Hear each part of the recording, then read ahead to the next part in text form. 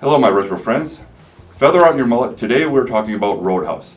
Not only 1989, but 2024. We're going to do a compare and contrast between the two movies. We're going to talk about the plot, the venue, the actors, and a synopsis at the end. Is 2024 worth watching? Is 1989 as good as people remember? So we're going to start with the backstory of the lead character. Dalton, played in 1989 by Patrick Swayze, and in 2024 by Jake Gyllenhaal. In 1989, Patrick Swayze is recruited at the top of his game in a bar they cleaned up. Bar owner comes in and says, I need to clean up this place. I got a nice little deal here in Jasper, Missouri. Patrick goes down to Missouri, enters the bar. People start knowing who he is. He's got a good reputation as being one of the best coolers in the business. Jake Gyllenhaal in 2024, on the other hand, makes his living by walking into prize fights. Once again, he's known, and most people won't even fight him because he's an MMA fighter. Jake Gyllenhaal, to his credit, got himself in fighting strength. I mean, the guy looks like a fighter. I'll give him credit for that.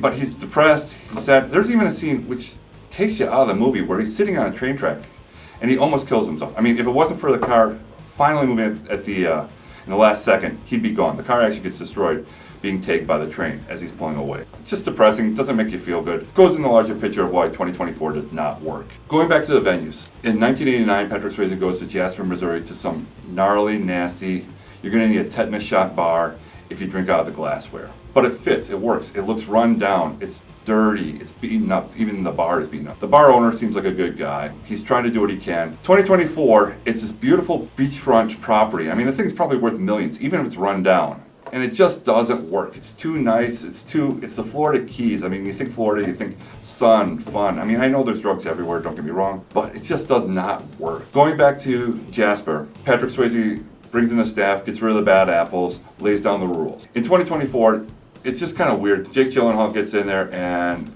there is a bouncer there. The kid probably weighs, I don't know, 150 pounds soaking wet. And as a gang walks in, Jake breaks up the fight. He takes them outside. He beats them all up. And he's trying to be caring, like, before we do this, do you know where the hospital is? I mean, maybe that might be an intimidation tactic, but it just went on too long. Going back to 1989, and once a bunch of guys walk in, and they're tough guys. They're going to break up the bar. Patrick Swayze sizes them up immediately. He sees a little blade on the boot. He points it out to his bounce crew, and they start forming ranks to remove the bad guys. Patrick Swayze takes on the lead guy, the guy with the blade, as it should be. Going back again to 2024, Jake Gyllenhaal sees a guy with a knife. He puts a 150-pound bouncer on and he's like, oh, he's gonna telegraph his punch when he pulls out the knife. Are you insane? You're an MMA fighter. Okay, you can probably take the guy, but you're putting some little bouncer who's just a part-time kid against this guy? Just cringe, stupid. You're the professional, you're the guy who's there to remove the trash. Any bouncers are there to help you out. So let's talk about the plot. In Jasper, Patrick Swayze brought in to clean up the bar. The bar and all the local businesses are being squeezed by Brad Weston to give him money to reinvest in the city of Jasper. They call it the Jasper Improvement Society. He's a thoughtful guy. He's been in town forever. He started up extortion where he gets money from all the businesses. They don't pay, he blows up the auto parts show. Then he destroys the Ford dealership. This is how he makes all his money. And his fear is Patrick Swayze is standing up to him, beating up his thugs, and he knows that if he loses the bar, he's going to start losing other businesses one by one. You know, that means that the bad guy has a little smarts, he knows what he's doing. It's an extortion racket. The plot for 2024, somewhat the same. The bad guy's name is Ben Brent. He's very forgettable, and he's incredibly stupid. At one point, to introduce him to make him look intimidating, he's on his yacht in choppy seas getting a straight razor shave. He's getting upset with the guy who's shaving because he starts getting cut. And then at the end of the scene, he goes and punches the captain because the seas are rough.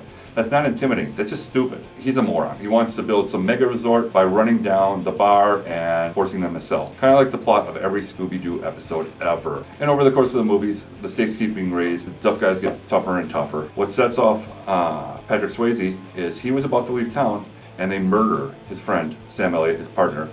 And that sets him off to go attack Ben Gazzal's The Bad Guys compound, leading toward the final conflict. In 2024, they burned down a bookstore of a local father-daughter team who has about 5 minutes of screen time. It's tacked on. It just does not to be the driving force that brings back Jake Gyllenhaal to fight the bad guys. Let's talk about the cast. 1989 had Patrick Swayze, our hero. Sam Elliott, his sidekick, very competently done. Ben Gazzara, the bad guy. Kelly Lynch, the love interest. Keith David, for one freaking line. You have Keith David and he only gets one line. The townsfolk, the bar patrons, the bad guys is all made up by very competent character actors that you see in other movies. You know these guys are professional actors. 2024 had Jake Gyllenhaal. And I know you had to attach a big name to it. Jake Gyllenhaal does not hit me as a tough guy. They had Conor McGregor being Conor McGregor. That actually would probably be the only high point I'd give to 2024. The over-the-top behavior of Conor McGregor. He played himself and it's awesome. The rest of the cast is filled out by a bunch of people that they probably recruited from the warehouse and an Amazon distribution center. Who are these guys? You'll never see them again, it doesn't matter. Let's talk about the writing and dialogue. In 1989, it's just full of 80s cheese, so many one-liners. I Thought You'd Be Bigger was done a couple of times. And one line that I've heard a million times, hey, vodka rocks, let's get nipple to nipple. Best pickup line ever, said no one. But it's just so cheesy, 80s stuff. I mean, just the lines is like, ugh. But you love it. And then we go to 2024. Conor McGregor gets a couple lines, but basically just smile and beat the crap out of everyone. There is one bad guy who gets a couple lines because he's actually like way too nice to be a bad guy. Yeah, it just doesn't work. So my takeaway on these two movies, 1989 is still as good as it always was, if not even better. I mean, it aged really well if you put in the right context. It's a bad 80s movie. It's over the top. The action's solid. It looks good. The pacing is good. Everything just works. 2024, on the other hand, no one's going to remember it in 5 years. It just doesn't work.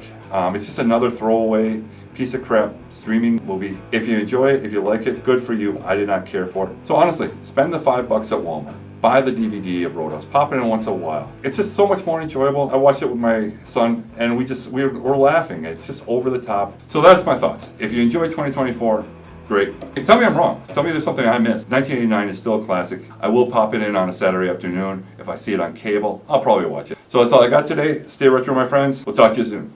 Hey guys, thanks for watching. If you like my video, please like and subscribe to keep up with the newest videos. And as always, keep it retro, my friends.